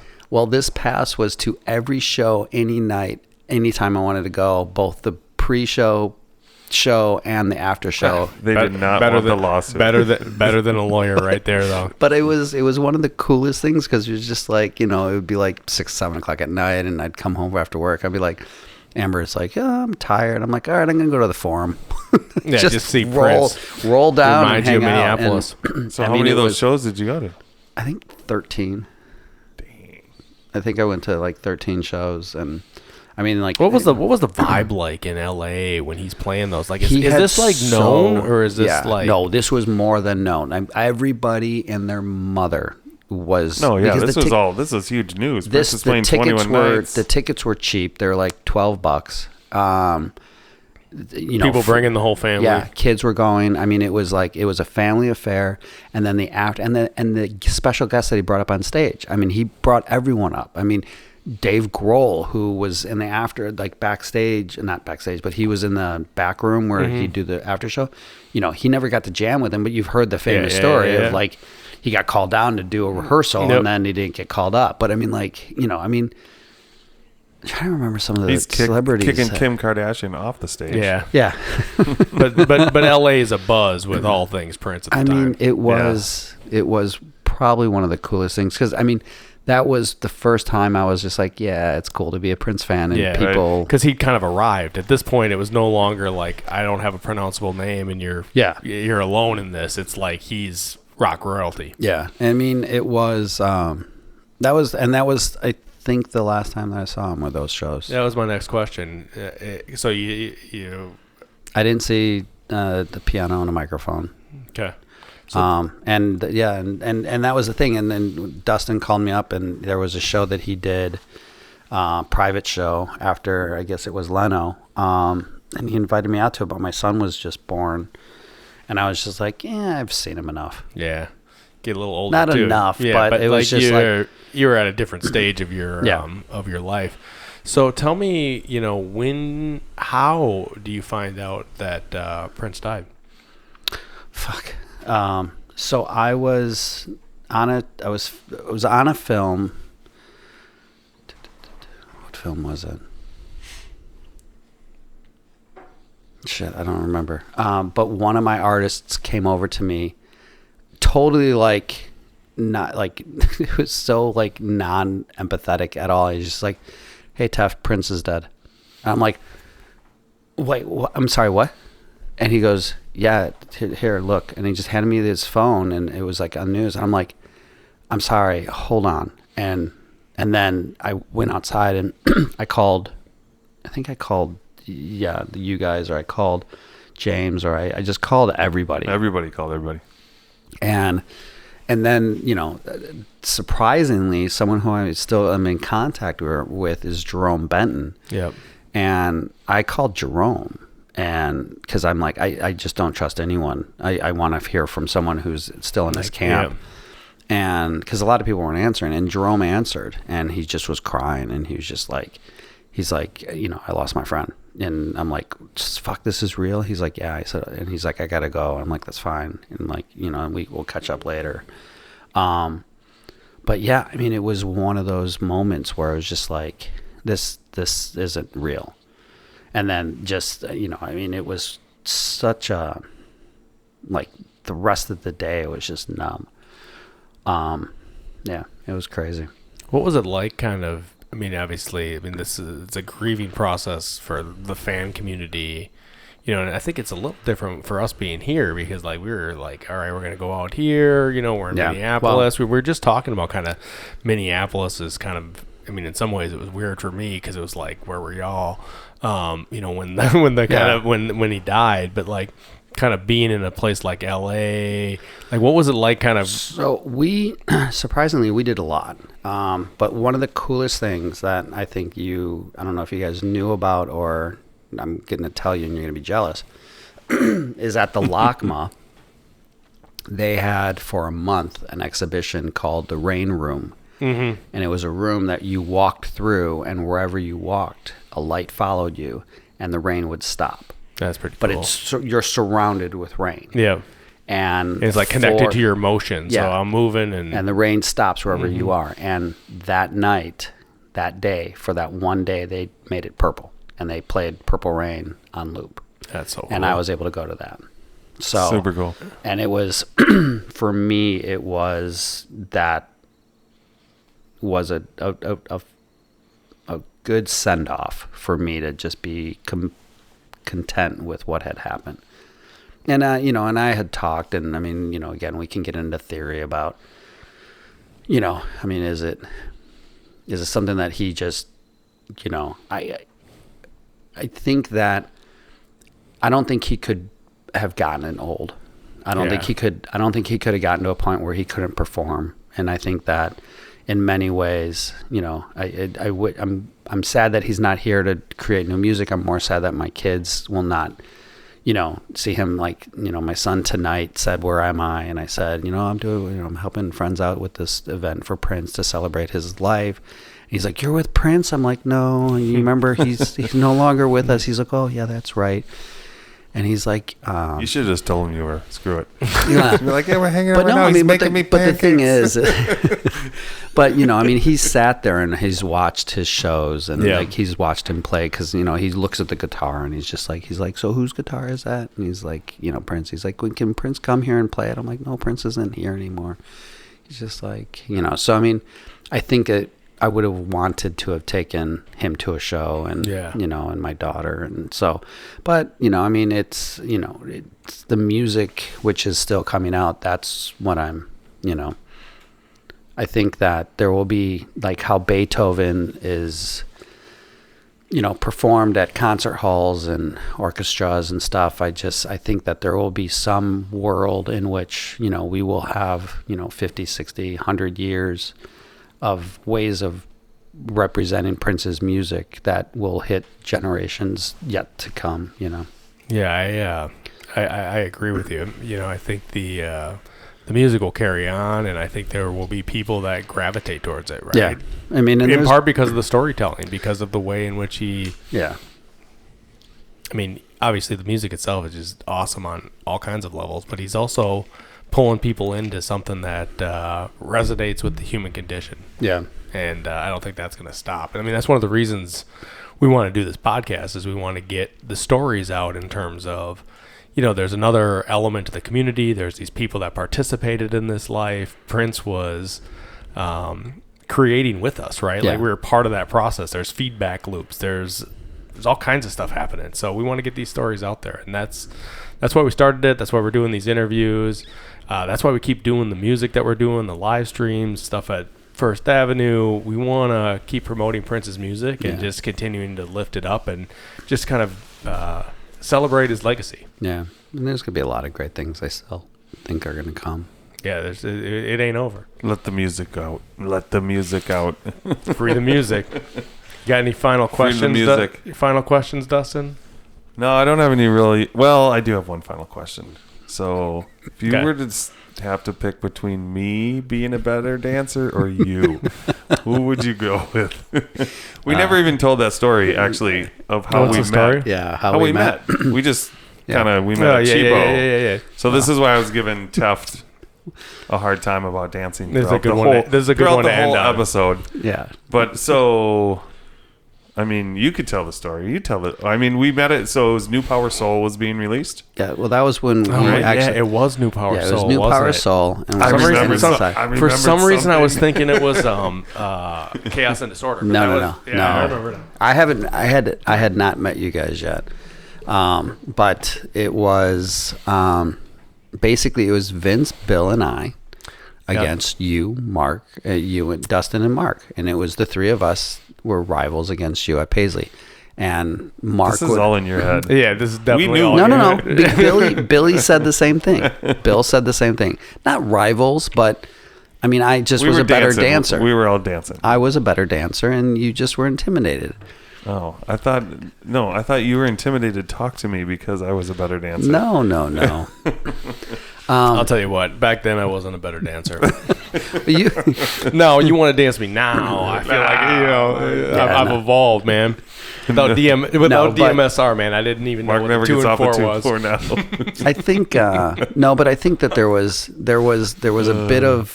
bit of jealousy at that point where it was just like we looked at you guys and you were just coming up as a DJ and you started to get up there and we wasn't say we were intimidated by you, but we didn't feel that we weren't as comfortable with you. But I mean, at that point, there were little cliques within Paisley. Yeah, well, just we're new on the scene. We don't know who anybody is. We're like you're there figuring it out. But the thing is that in our eyes, you guys were veterans. Like that's Bill. Bill Vince was and definitely more of a veteran than us. Yeah. You were maybe newer. And but when we were seeing you guys, we felt like you guys were more connected. But it was, but it was finally Little we know you're hanging out with the pizza guy. What the hell? Yeah, he wasn't calling our house. Well, it was when we were at Cheapo. You guys were there. You guys got there first in line, and the album's coming out at midnight. Yes, we're there on like a Monday at like 11:55. Yeah, it was. And we got there, and we were 5 minutes where we basically were forced to talk, and we realized, well, shit, we're all cool. I thought we walked up on you. I thought you were in front of us. No, we were definitely in line first. We were? Yeah, that's how we roll. Yeah. So anyways, all of a sudden we were like, yeah. And so we Let's started sing talking, Paisley, blah, blah, and blah, then blah, blah. and then we became fast friends, and and then it's been pretty much, it was. Here we are, 2023. 20 years later. Still doing this. 25 years later. Yeah. A couple of days away from a first Ave gig. Yeah. It's going to be awesome. I'm so happy you're in town, Tefft. This Yes. is Yes. super fun catching up. And I wouldn't talk to Tefft before this interview. I was keeping it all short on him. I was like, he'd be like, let's talk explains a about lot. this. So I'm really looking forward to actually talking now that I we've know. done the interview. Now I understand why you were ignoring my phone calls. I was like, dude, we don't need to chat until we do this episode. Like, Yeah, we can talk about it here. Yeah, see? Here we go. Yeah, no, that's great. What do you want to add, Tefft? Anything?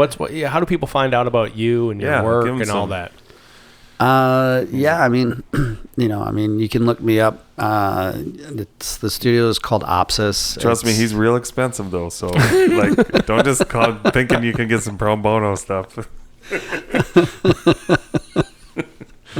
The studio is called Opsis, OPSIS. Website is opsis-hq.com. So opsisheadquarters.com. What does opsis mean? So it's the Greek. It's basically what it is. It's the Greek word for the final spectacle of a Greek drama or tragedy. See, this dude's always thinking Yeah, it through. so- He's thinking yeah, it through. Dude, So it's deeper the- than Atlantis, man. It's the final spectacle of an event of a performance, And that's what you do. yeah. You put the final stuff onto it before they're yes, genius. Yeah. Yeah. Dude's a genius. So we'll use that as our final spectacle, our final sign off. It's our final Opsis. That's our final Opsis. We'll make it happen. This is great. You can find Dudley D and I at Purple Highs. What else we got out there? Purple Highs on Facebook, Instagram. Twitter, we're everywhere. Get all Everywhere. the things. We don't do the TikTok though. No one wants to watch Mark dance. I'm sure there's somebody that does. Okay, well, we'll do the TikTok. Yeah. But we appreciate all the shares, the likes, people telling folks what we're doing out here. We're trying to get these stories out and really, celebrate Prince's legacy through the various lives that he's impacted and have fun in the process. That's what we do. Well, thank you guys for having me, and it's been too long since I've visited, so I will make more frequent trips back. And we coming out to LA too. We gotta We got to throw a party in LA. Yeah, we definitely Tefft, Funkenberry, like the whole crew. Yeah. party in LA in the winter. Yes. Yeah, so we're coming. We're leaving here in January. We're coming, LA. All right, this is Mark Bondi, my co-host, DJ Dudley D. Purple Highs. We're chronicling the days wild. Yeah. Peace and Be wild.